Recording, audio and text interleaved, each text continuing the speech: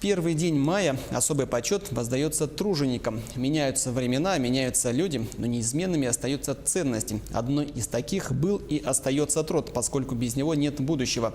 Как относятся к труду современники Алдана, узнала Татьяна Вахнина.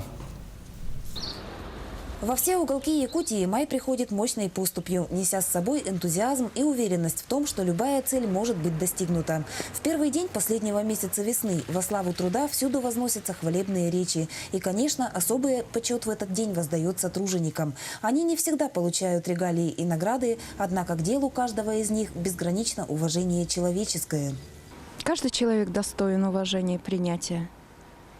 И трудиться, конечно, все должны, кто достиг такого возраста. Все.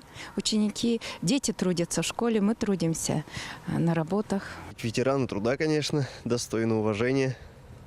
Трудиться нужно обязательно. Труд сделать из обезьяны человеку.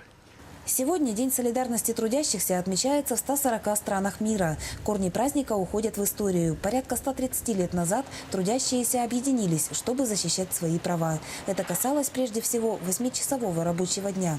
Меняются времена, меняются люди, но непреложными остаются ценности духовные, одной из которых является труд.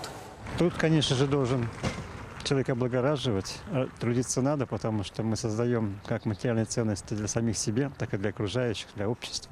Поэтому работать обязательно нужно, трудиться тоже, да. Я даже не знаю, как все люди должны трудиться и уважение иметь так-то по сути. Самая тяжкая работа возвышается до творчества, если человек любит свое дело и осознает его смысл. В первый день мая главным становится пожелание, чтобы труд был всегда плодотворным и приносил радость и удовлетворение, поскольку счастье именно в этом. Татьяна Вахнина, Сергей Шипачев, Алдан.